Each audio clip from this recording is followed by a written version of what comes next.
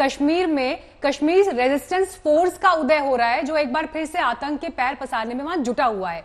लेकिन बीते वक्त में ये जो एनकाउंटर हुआ है, तीसरा बड़ा एनकाउंटर है। रियाज नाइकू के मारे जाने के क्या मायने हैं?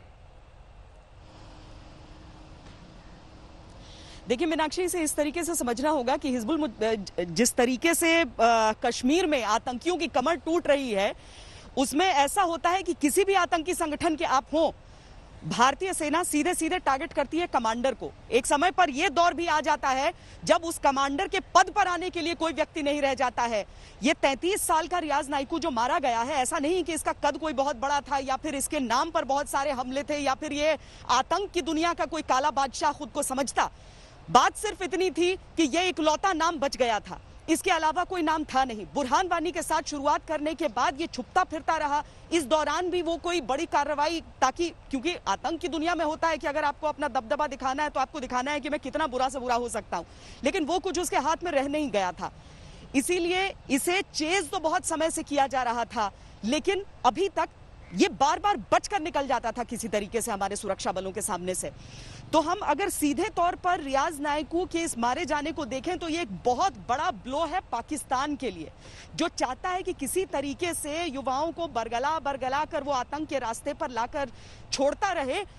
उसके लिए एक बहुत बड़ा ब्लो है कि भारत एक तरफ देश के भीतर वैक्सीन डेवलपमेंट से लेकर कोरोना से लड़ने वाली बाकी तैयारियां भी कर सकता है, और जितने आतंकी उसके हर तरफ अपने पांव पसारने की कोशिश करेंगे उनका चुन चुन कर खात्मा भी कर सकता है। ये एक बहुत बड़ी कामयाबी उस हिसाब से। जहां तक द रेजिस्टेंस फ्रंट का सवाल है, तो ये एक ऐसा आतंकी संगठन है जिसे सिर्फ एक तरह से खड़ा किया गया है ये दिखाने के लिए कि ये कश्मीरियों का अपना है, इसमें देखिए धर्म का कोई लेना देना नहीं है, इसीलिए ऐसा अंग्रेजी नाम उसका रखा गया है। इस तरह की चीजें की जा रही हैं।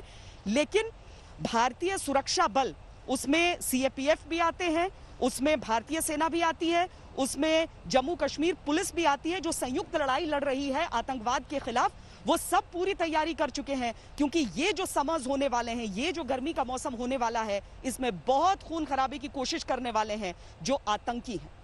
बिल्कुल श्वेता, अब आपसे ये भी समझना चाहेंगे, कुछ दिनों पहले भी आप बात कर रहे थे तमाम सुरक्षा से जुड़े जो लोग हैं, हमारे अधिकारियों से, रिटायर्ड जनरल सबसे बात कर रही थी, उसमें आपने पूछा था कि अब जो समय वाकई आने वाला है उसमें घुसपैठ की कोशिश की जाती है और पाकिस्तान एक बार फिर से, हालांकि वो भी कोरोना से जूझ रहा है, लड़ रहा है, लेकिन उसके बावजूद भी उसके मंसूबे जो हैं अपनी जगह पर वो कायम है। ऐसे में रियाज नाइकू का मारा जाना इंटरनली अगर देखा जाए तो कहीं ना कहीं इंटरनल इस तरह की घटनाओं में, छिटपुट घटनाओं में ही सही, लेकिन एक कामयाबी, एक बड़ा रोकने के तौर पर देखा जाए कि अब इस तरह की घटनाएं नहीं होंगी वहां पर।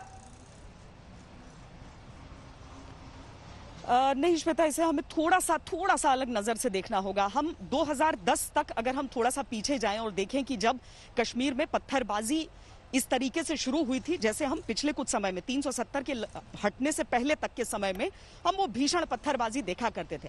आप समझिए 2010 से लेकर 2020 के बीच में जो पूरी पीढ़ियां रही हैं, जिनके स्कूलों को जलाया गया, जो स्कूल कभी इस वजह से नहीं जा सके क्योंकि वहां पर लोगों को बाहर निकलने की इजाजत नहीं थी, कर्फ्यू था, तो कभी इस वजह से नहीं जा सके क्योंकि आतंकियों की तरफ से धमकी दी जाती थी।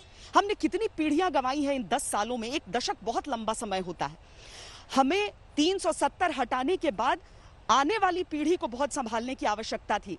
अब बुरहान वानी, जब 2016 में उसे सुरक्षा बलों ने मार गिराया, उस समय कुछ रियायतें वहां की जनता को जारी रखी गई सुरक्षा बलों ने, लेकिन एक तरह से कहें तो मुश्किल सबक सीखा कि सबसे पहले जरूरी हो जाता है उन सारी चीजों को हम बंद कर दें। इसीलिए जब आज ट्रैप हो गया रियाज नाइकू बाकी आतंकवादियों के साथ, उस गांव के भीतर सुरक्षा बलों ने घेर लिया, उसी समय से इंटरनेट को काट दिया गया ताकि लोगों को एक दूसरे तक पता ही न चल पाए कि चल क्या रहा है। उसके बावजूद कुछ अफवाहें बाहर निकली, पत्थरबाजी की शुरुआत की गई, लेकिन सुरक्षा बलों ने इस बार, मेरी जितने लोगों से बातचीत मैंने की है, उन सब ने यह आश्वासन दिया है कि इस बार हम एक अलग अप्रोच के साथ चल रहे हैं और 2016 में जिस तरीके से आग लगी थी वैसे बिल्कुल नहीं लगने दिया जाएगा। अव्वल तो ये कि हमने सीमाओं को पूरी तरीके से सुरक्षित करके रखा हुआ है पाकिस्तान से, इसीलिए ये छटपटाहट भी आजकल आप देखती हैं कि एनकाउंटर्स बढ़ रहे हैं, घुसपैठ बढ़ने की कोशिश की जा रही है, जो सीज फायर वायलेशंस हैं वो निरंतर बढ़ते जा रहे हैं। तो इस तरह की चीजें